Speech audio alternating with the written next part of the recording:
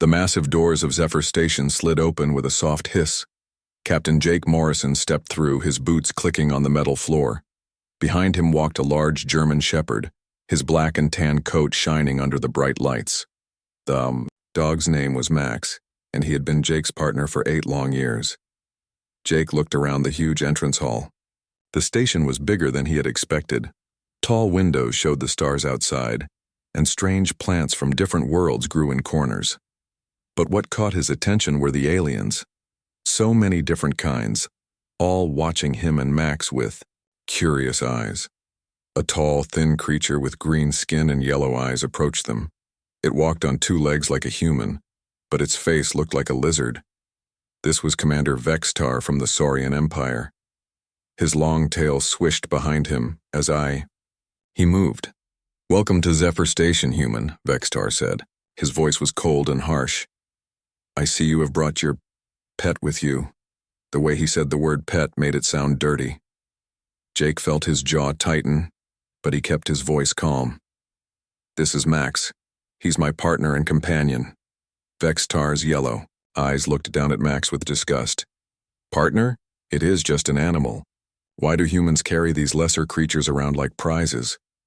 Before Jake could answer, another alien floated toward them. This one looked like it was made of living crystal. Light passed through its body in beautiful colors. It was Prism Singer, Kethva from the Nexari people. When it spoke, its voice sounded like music. "How strange," Kethva sang. "The human treats the 4-legged creature as if it were equal. Does your species not understand the difference between intelligent and non-intelligent life?" Max sat quietly beside Jake, but his ears were pointed forward. He was listening to everything. His dark eyes moved from one alien to another, watching them carefully. More aliens gathered around. There was a group of insect-like creatures that buzzed when they talked. They were from the hive mind of Kepler Prime. Their leader, a large bug, with 4 arms, clicked its teeth together. "The human shows weakness," the bug creature buzzed. "It forms emotional bonds with beings that cannot think or reason. This is not logical." A blue, fish-like alien with big eyes swam closer in a water-filled suit. This was one of the Delphinians. They were usually friendly to humans, but even this one looked confused. "We do not understand," the Delphinian said in a wet, gurgling voice. "Why does the human need this creature? Are humans not strong enough to survive alone?" Jake felt anger building in his chest, but he forced himself to stay calm. These aliens didn't understand.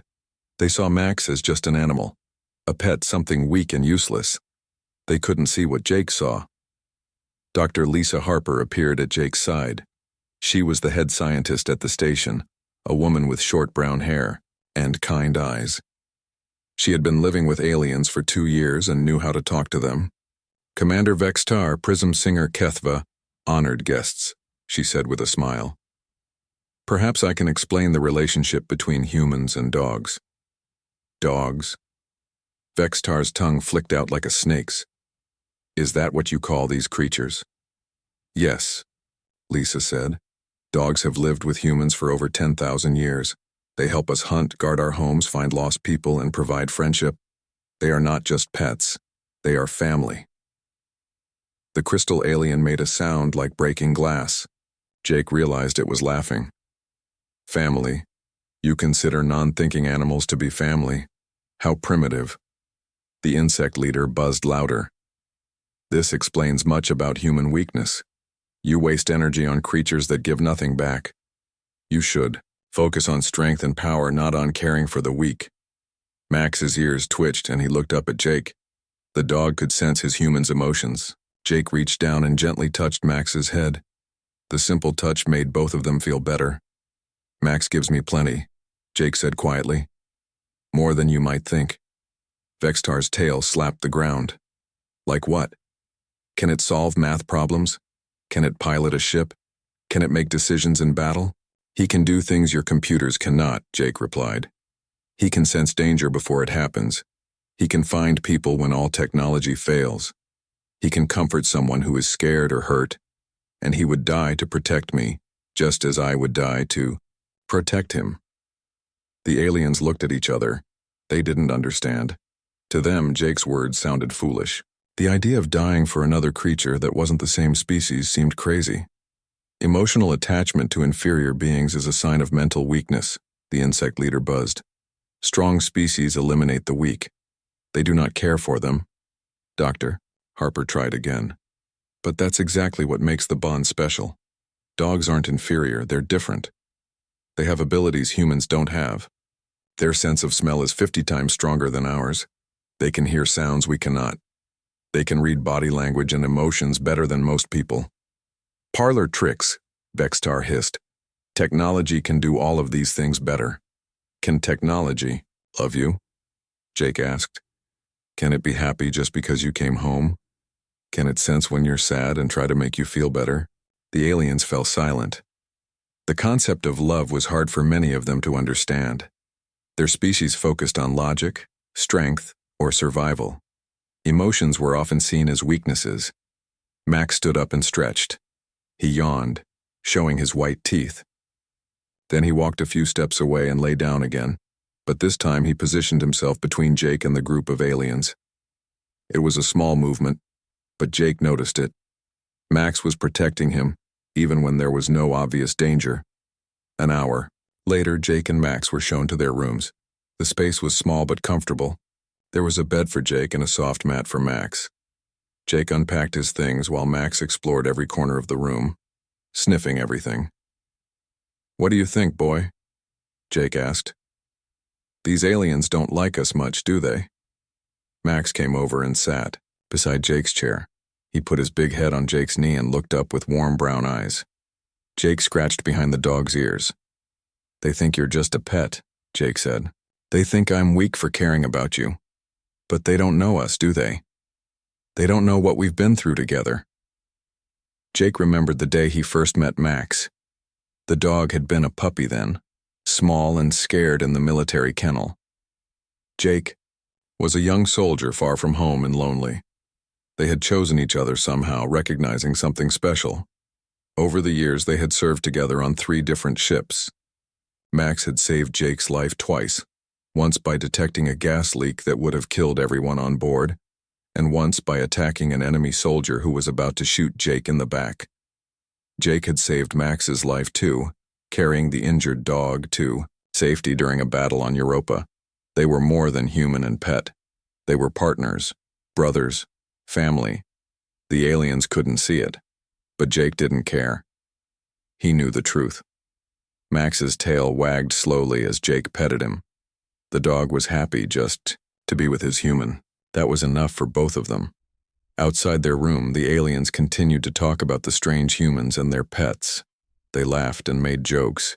They couldn't understand why any intelligent species would waste time and energy on creatures that seemed to give nothing back, but they were wrong. They would learn just how wrong they were. 3 weeks had passed since Jake and Max arrived at Zephyr Station. Every morning they walked the same route through the metal corridors. Max's claws clicked on the floor as he trotted beside Jake. The dog knew the path by heart now, but he still sniffed everything with interest. The aliens had gotten used to seeing them together. Some still stared, but most just ignored the human and his dog. Jake attended meetings every day about trade agreements and peace talks.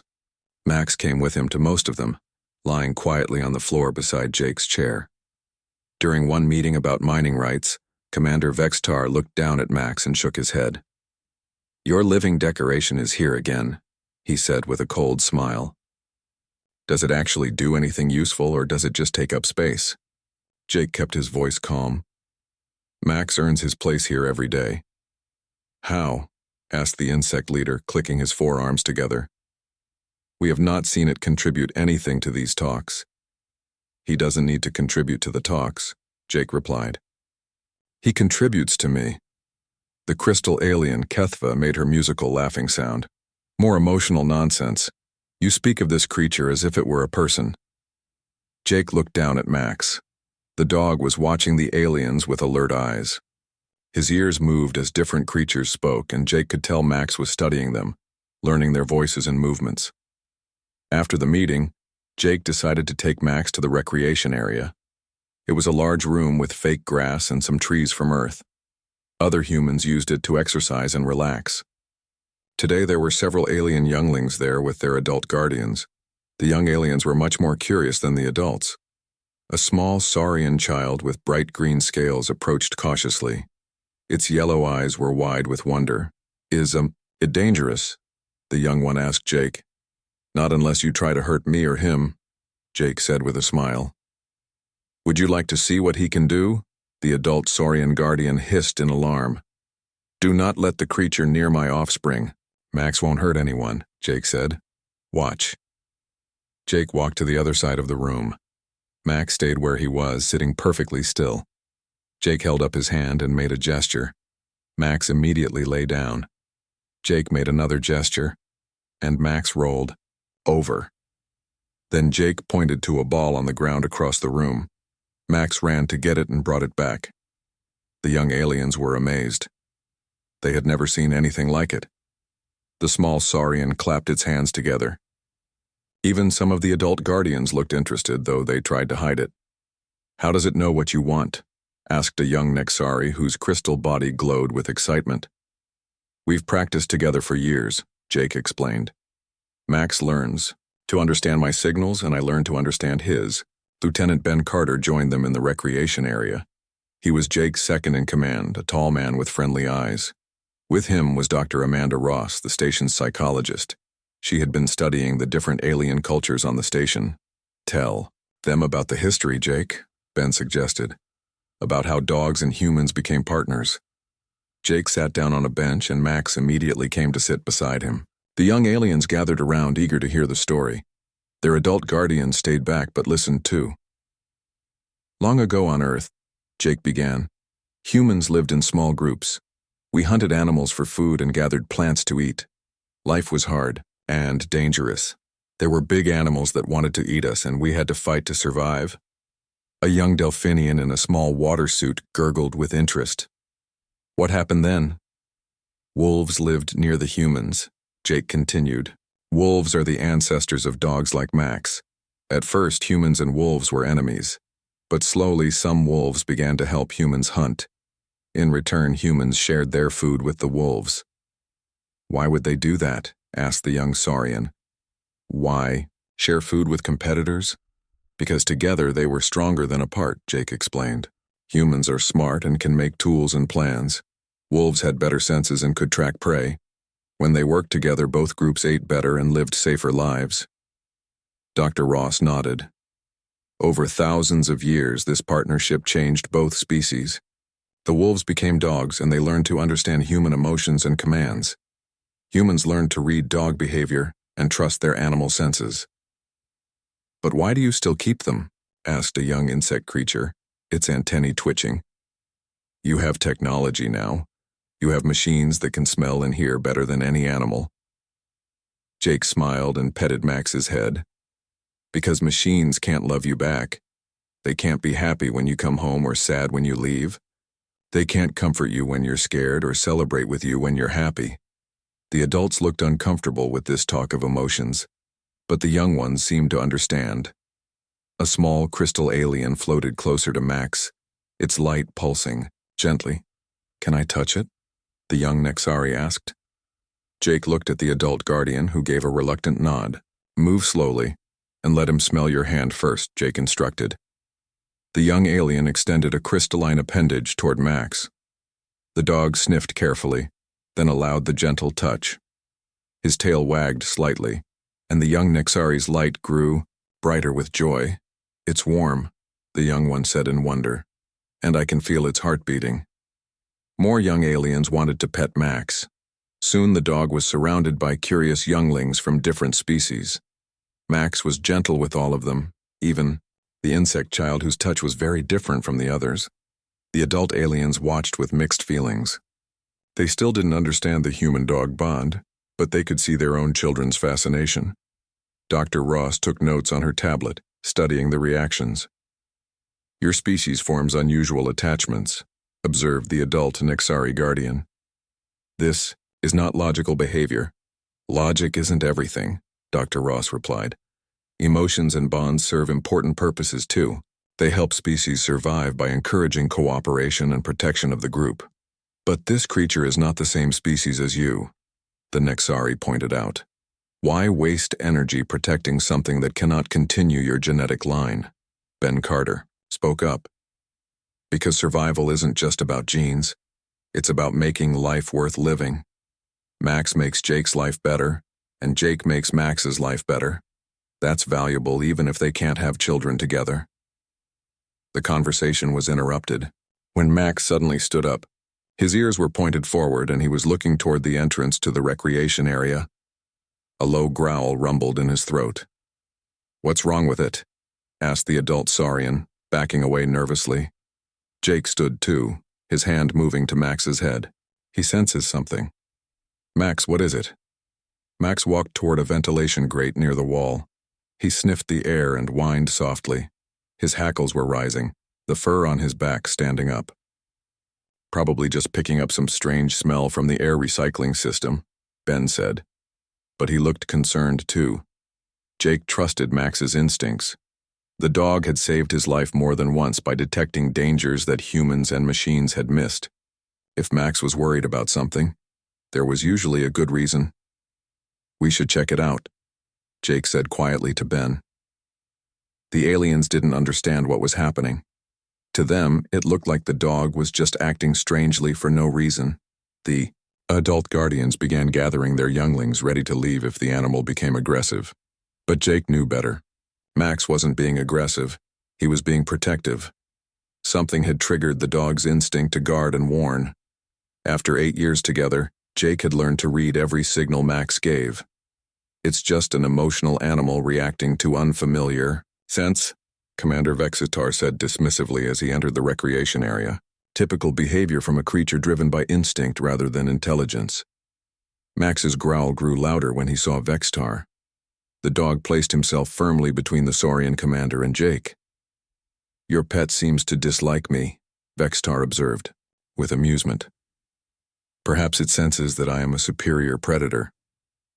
Jake didn't answer. He was watching Max carefully, reading the dog's body language. Max wasn't just disliking Vexitar. He was afraid of him. Not afraid for himself, but afraid for Jake. That was something very different. The aliens began to leave, taking their younglings with them. They muttered among themselves about unpredictable animals and unstable human emotions. But Jake and Ben stayed behind with Max, trying to understand what had triggered the dog's warning. Something was wrong on Zephyr Station. Max could sense it, even if the humans and aliens could not. The alert came at 0800 hours. A new ship had arrived at Zephyr Station and it was not on the scheduled list. Jake was in his room when the announcement echoed through the corridors. Max lifted his head from his sleeping mat, ears pointed forward. "Attention, all personnel," the station's computer voice said. "We have an unscheduled arrival. The vessel identifies itself as a Void Syndicate diplomatic ship. Prepare for additional guests." Jake felt his stomach tighten. The Void Syndicate was not known for peaceful visits. They were a military alliance that believed in taking what they wanted by force. If they were here, it meant trouble. "Come on, Max," Jake said, putting on his uniform jacket. "We need to see what this is about." They made their way to the main docking bay. Other station personnel were already there, including Dr. Harper and Lieutenant Carter. The alien delegates had also gathered, looking nervous and confused. The airlock opened with a loud hiss. Heavy footsteps echoed from inside the ship. Then they appeared. 3 creatures that made even Commander Vexitar look small and friendly. The Vorthak were nightmare creatures from a death world. They stood over 7 feet tall with thick gray skin covered in scars. Their faces were like a mix of shark and wolf, with rows of sharp teeth and glowing red eyes. Their hands ended in claws that could tear through metal. The leader wore a black uniform with silver markings. His scarred face showed he had survived many battles. This was War Commander Zaltek, and he looked at the gathered crowd like a predator studying prey. "Greetings," Zaltek said in a voice like grinding stone. "I am here to observe these peace talks. The Void Syndicate wishes to participate in the discussions." Jake noticed how the other aliens stepped back when Zaltek spoke. Even the proud Saurian commander Vexitar looked uncomfortable. Only the humans stood their ground, though Jake could feel the tension in the air. Max pressed closer to Jake's leg. The dog's hackles were raised, and he was watching the Vorthak with intense focus. Jake could feel Max trembling slightly, not with fear, but with the effort of staying calm when every instinct told him to attack. "Welcome to Zephyr Station," Dr. Harper said, her voice steady despite the danger she surely felt. "We are honored by your presence." Zalthek's red eyes moved across the crowd and stopped on Jake and Max. His lipless mouth curved into what might have been a smile, showing his terrible teeth. "How interesting," he said slowly. "The humans have brought their pets to a diplomatic meeting. Do you always travel with your food animals?" Jake felt anger flash through him, but he kept his voice calm. "Max is my partner, not food. He serves alongside me." "Partner?" Zalthek laughed, a sound like breaking glass. "You make alliances with creatures that cannot even speak? How weak your species must be." The other Vorthak warriors laughed too. The sound made several aliens back away further. Max's growl was so low only Jake could hear it. "On Vorthak Prime," Zalthek continued, "we eat creatures like this. They are good for building strength. We also feed the weak of our own kind to our hunting beasts. Only the strong deserve to live." Jake's hands clenched into fists. Beside him, Lieutenant Carter's jaw was tight with anger. But they were diplomats here, not soldiers. They had to keep the peace. "Different species have different ways," Jake said carefully. "We respect your customs." "Respect?" Zalthek's red eyes glowed brighter. "You will learn about respect, human. The Void Syndicate does not ask for respect, we take it." Over the next few hours, the Vorthak delegation was shown to their quarters. They demanded the best rooms and the finest food. They complained about everything and made threats when they didn't get their way immediately. During the formal dinner that evening, things got worse. Zalthek sat at the head table with the other delegation leaders. Jake was seated nearby with Max lying quietly beside his chair. "Tell me about your pet," Zalthek said loudly, making sure everyone could hear. "What tricks can it perform?" "Max is a working dog," Jake replied. "He's trained for search and rescue, protection, and detection work." "Detection?" Zalthek's scarred face showed interest. "You mean it can smell things?" "Among other abilities, yes." "Interesting. On my world, we have creatures with good noses too. We use them to hunt the weak and the cowardly. When they find someone hiding, we let them eat their prey as a reward." The other aliens at the table looked uncomfortable. Even Commander Vextar seemed disturbed by the conversation. "We don't use Max for hunting people," Jake said firmly. "No?" Zalthek's smile grew wider. "Then what good is it? If a creature cannot kill, it is useless. We have a saying on Vorthak Prime. The weak exist only to feed the strong. Perhaps your pet would make a good meal for my warriors." Max's ears flattened against his head. Jake reached down and touched the dog's neck, feeling the tension in his muscles. Max was ready to fight, but he was waiting for Jake's command. "Max is not food," Jake said, his voice getting harder. "He's family." "Family?" Zalthek threw back his head and laughed. "You consider a dumb animal to be family? This explains why. Humans are so weak. You waste your emotions on creatures that cannot think or reason." "He thinks and reasons more than you might believe," Jake replied. "Prove it," Zalthek challenged. "Make your pet do something intelligent." Jake looked around. The dining hall. All eyes were on him and Max. The other aliens wanted to see what would happen. Some looked curious, others worried. "Max," Jake said quietly. "Find." Max stood up and began walking around the room. He moved slowly, his nose working. He went to different tables, sniffing the air. The aliens watched with interest as the dog made his way around the hall. Suddenly, Max stopped at a table where some Delphinian delegates were sitting. He sat down and stared at a particular spot under the table. His tail was stiff, and he made a soft whining sound. "What is it?" asked one of the Delphinians. Jake walked over and looked where Max was pointing. Hidden under the table was a small device he didn't recognize. It was black and silver, with tiny lights blinking on its surface. "That's not supposed to be there," Dr. Harper said, joining them. She pulled out her scanner and pointed it at the device. Her face went pale. This is a listening device. Someone has been recording our conversations. All eyes turned to the Vorthak table. Zalthek was still smiling, but his red eyes were cold and angry. Interesting, he said. Your pet found something, but listening devices are common in diplomatic meetings. Everyone spies on everyone else.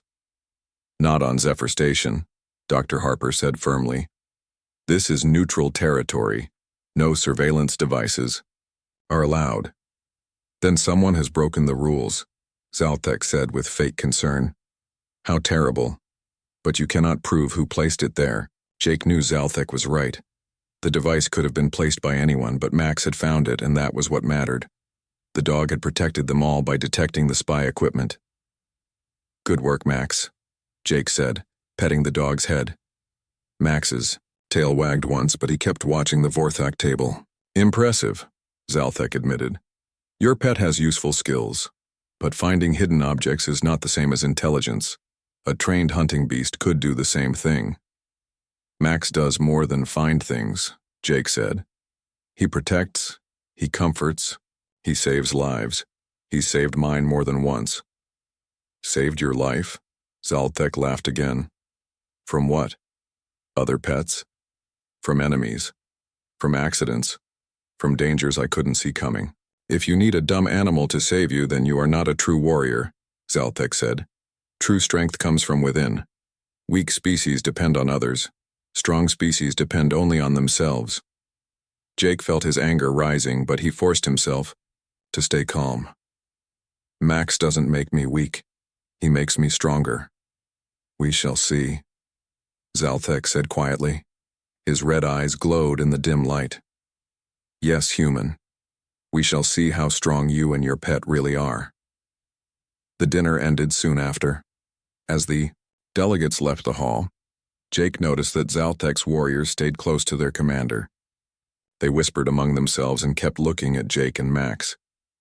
I don't like this, Lieutenant Carter said quietly as they walked back to their quarters. Those Vorthak are planning something. I know, Jake replied. Max can sense it too. Look at him. Max was walking differently now. His head was up, his ears alert. Every few steps he looked back over his shoulder. His body was tense, ready for action. He knows we're being watched, Jake said. He can feel the danger even if we can't see it. That night, Jake lay in his bed staring at the ceiling. Max was on his mat nearby, but the dog wasn't sleeping. His eyes were open, watching the door. What is it, boy? Jake whispered. What do you sense?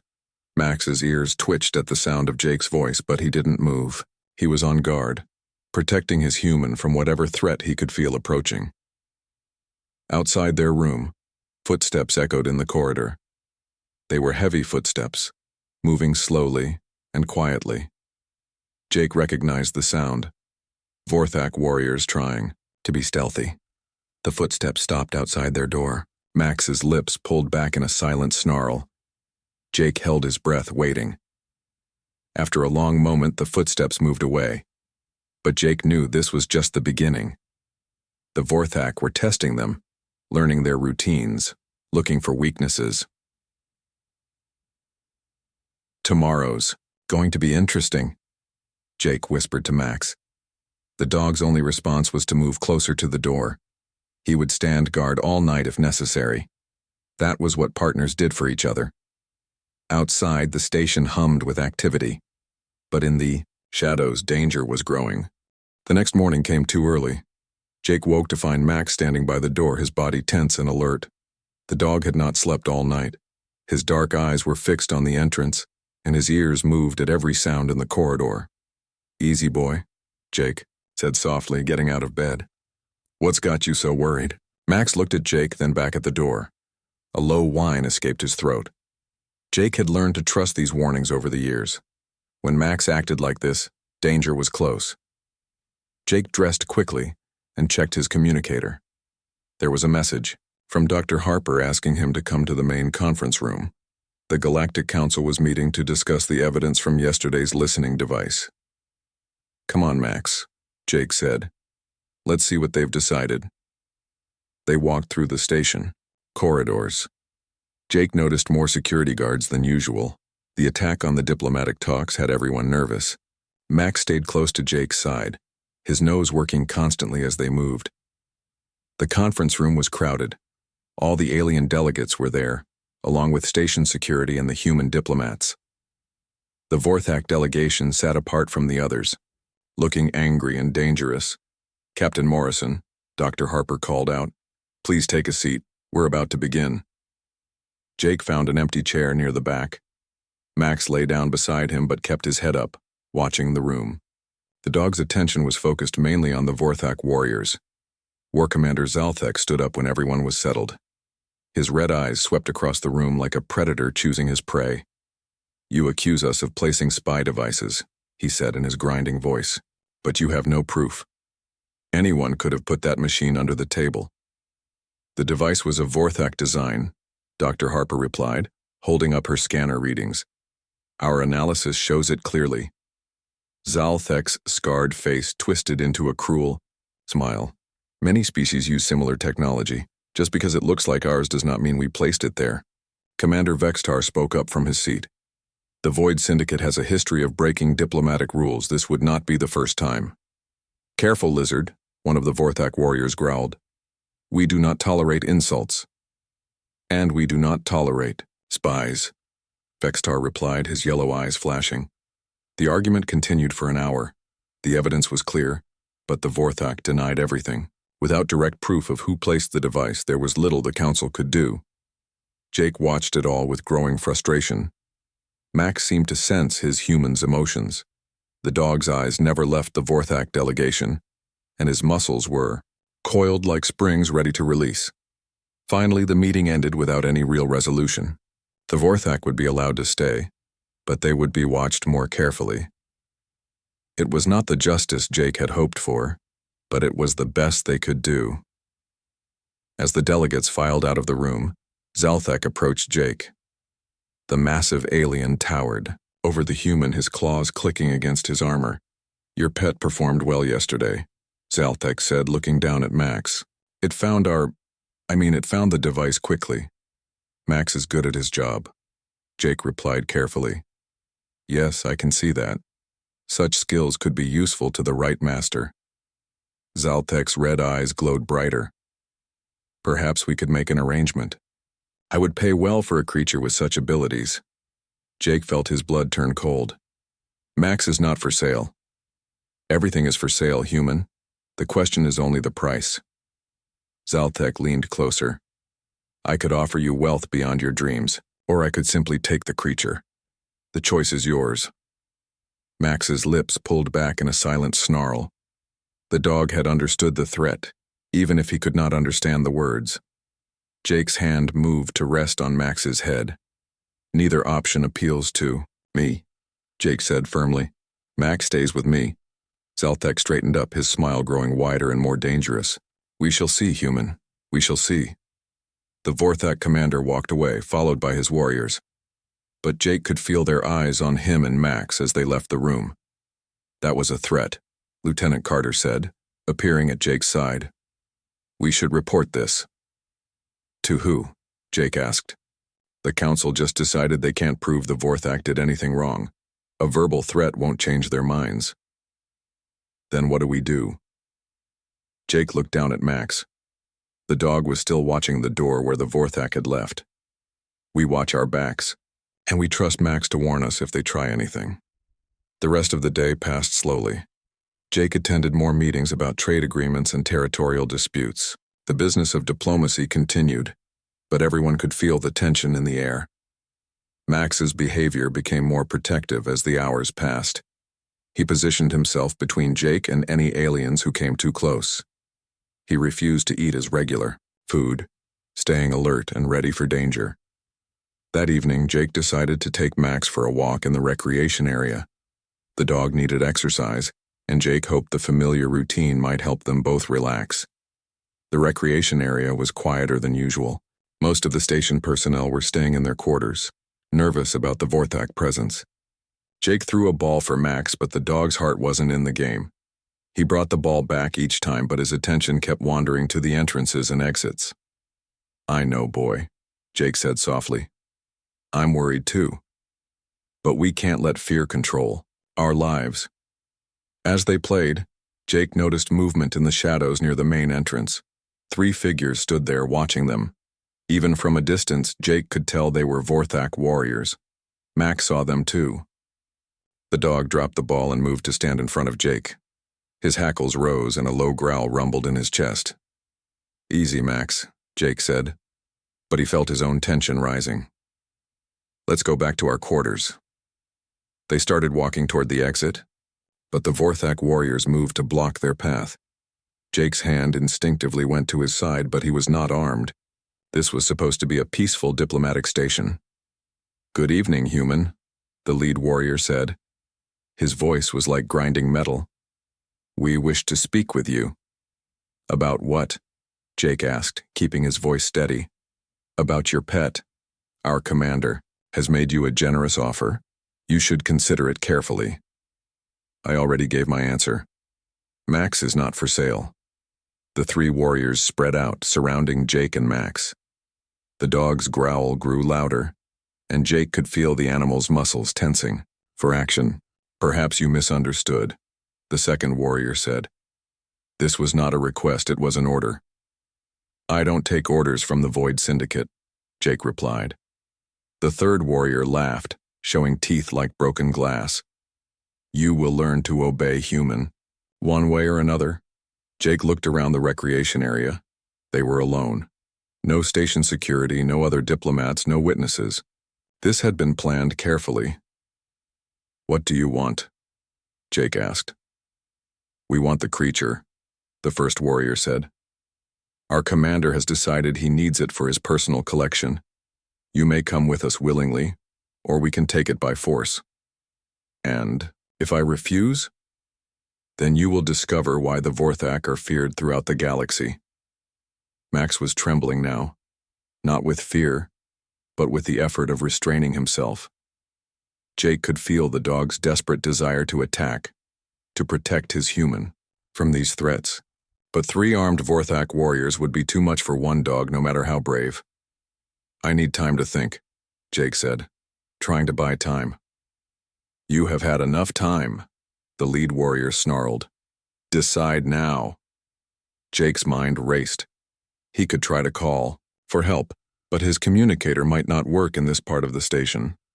He could try to run, but the Vorthak were faster and stronger. He could try to fight, but that would be suicide. Then he looked down at Max.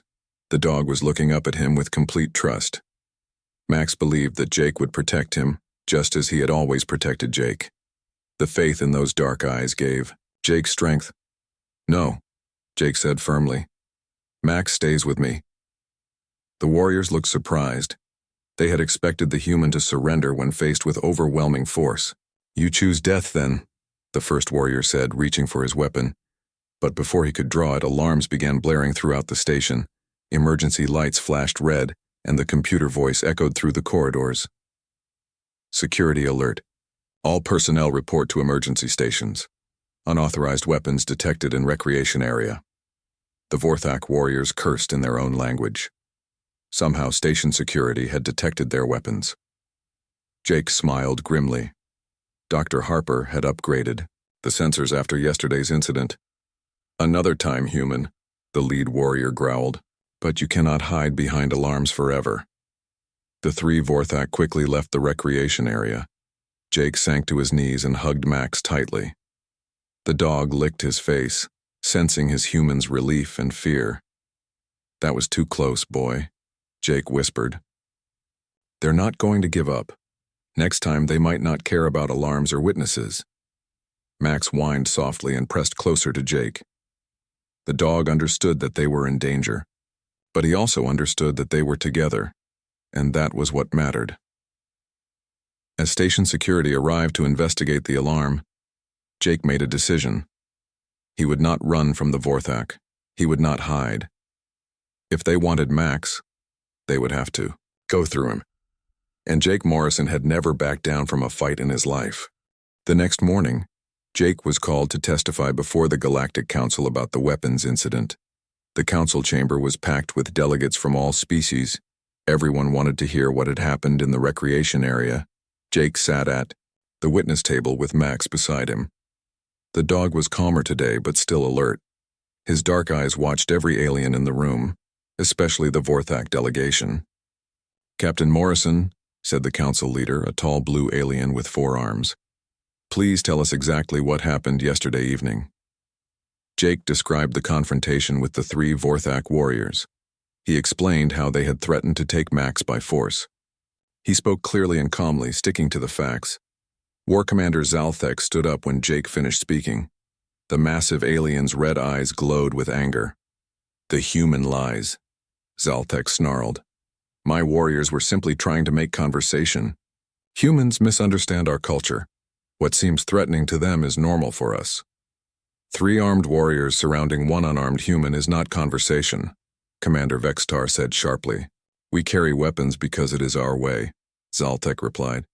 "We mean no harm to those who cooperate with us." The council debated for hours. Some believed Jake's story, others thought it was a misunderstanding. The Vorthak had diplomatic immunity, which made it hard to punish them even if they were guilty. Finally, the council reached a decision. The Vorthak would be given a formal warning, but they could stay on the station. Jake felt frustrated but not surprised. Politics always made justice complicated. However, the council leader announced, "We are declaring a recess in the peace talks. All delegates will have 3 days of free time before we resume negotiations." Jake gathered his things and prepared to leave. The recess meant he would have time to relax, but it also meant the Vorthak would have time to plan their next move. As Jake and Max walked through the corridors back to their quarters, Jake noticed something different. The station seemed quieter than usual. Most of the alien delegates had gone to their rooms or to the common areas. The hallways were nearly empty. "Just you and me for a while, boy," Jake said to Max. "Maybe we can get some real rest."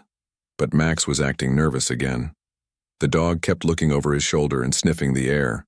His ears were constantly moving, listening for sounds Jake could not hear. "What is it?" Jake asked. "What's wrong?" Max whined softly and pressed closer to Jake's leg. The dog's instincts were telling him that danger was near, even though everything looked normal. They reached their quarters without incident. Jake locked the door and checked the security system. Everything seemed fine, but Max continued to pace around the room, unable to settle down. "Maybe some fresh air will help," Jake decided. "Let's go for a walk in the observation deck area." The observation deck was one of Jake's favorite places on the station. It had huge windows that showed the stars and nearby planets. Usually, it was peaceful and quiet, perfect for thinking. They took the elevator to the upper level. The doors opened to reveal the observation deck, empty except for the soft lighting and the amazing view of space.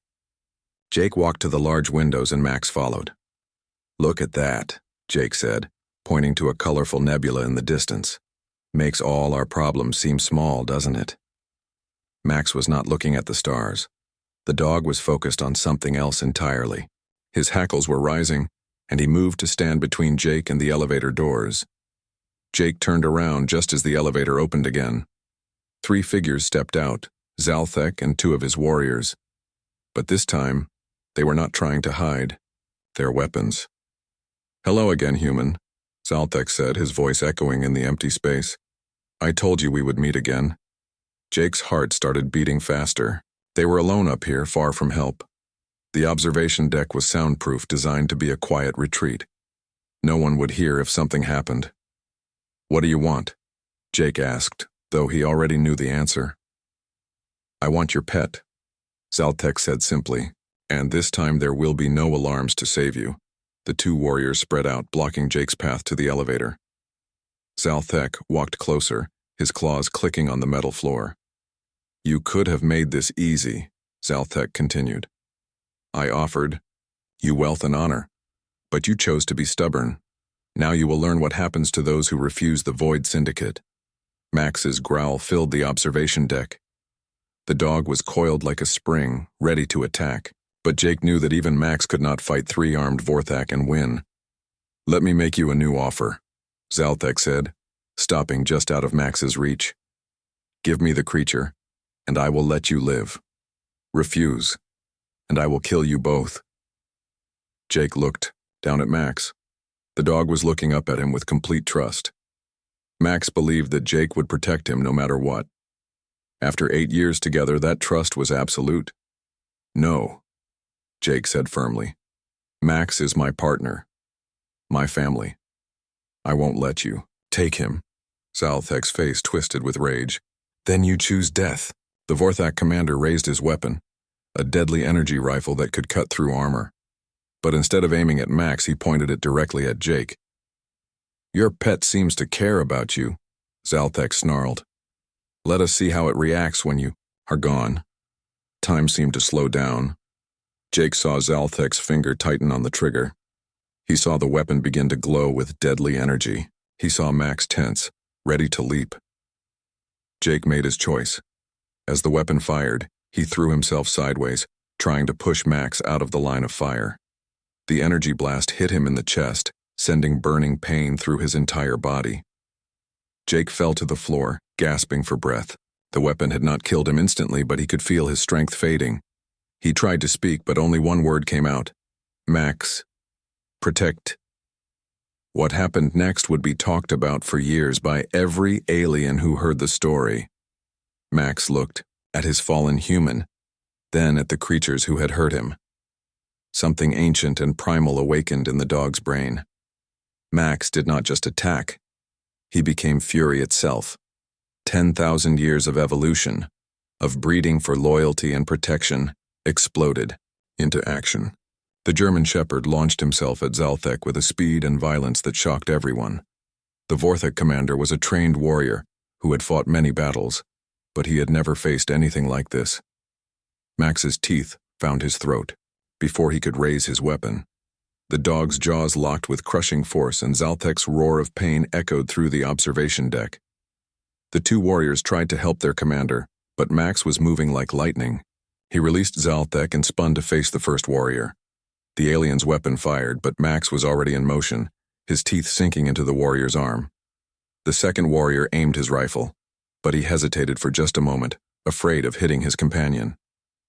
That moment was all Max needed. The dog released the first warrior and leaped at the second, bringing him down in a tangle of claws and teeth. But Max was not finished. As Jake lay bleeding on the floor, something even more extraordinary happened.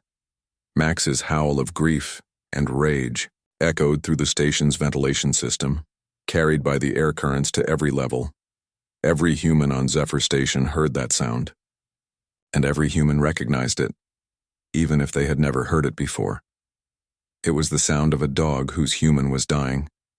It was a call for help that reached into the deepest parts of human nature. Dr. Harper was in her laboratory when she heard it. She dropped her equipment and ran for the elevator. Lieutenant Carter was in the security office when the howl reached him. He grabbed his weapons and sprinted toward the sound. Every human on the station responded the same way. They did not think about it or question it.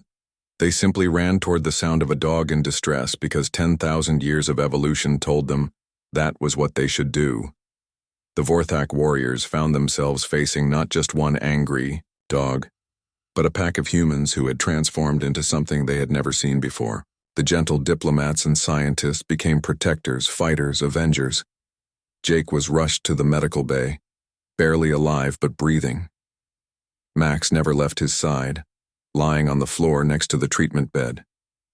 The dog's eyes never left Jake's face, willing his human to live. The Vorthak delegation was expelled from Zephyr Station immediately. Zalthek survived his injuries, but he would carry the scars forever. More importantly, he would carry the memory of what he had seen, humans, and dogs united by bonds stronger than any military alliance. 3 days later, Jake woke up in the medical bay. The first thing he saw was Max's face, the dog's tail wagging with pure joy. The first thing he felt was Max's warm tongue licking his hand. "Good boy," Jake whispered, his voice weak but happy. "Good boy, Max." Dr. Harper smiled from across the room. "He hasn't moved from your side since we brought you in. I think he's been keeping you alive through sheer willpower." The story of what happened spread throughout the galaxy.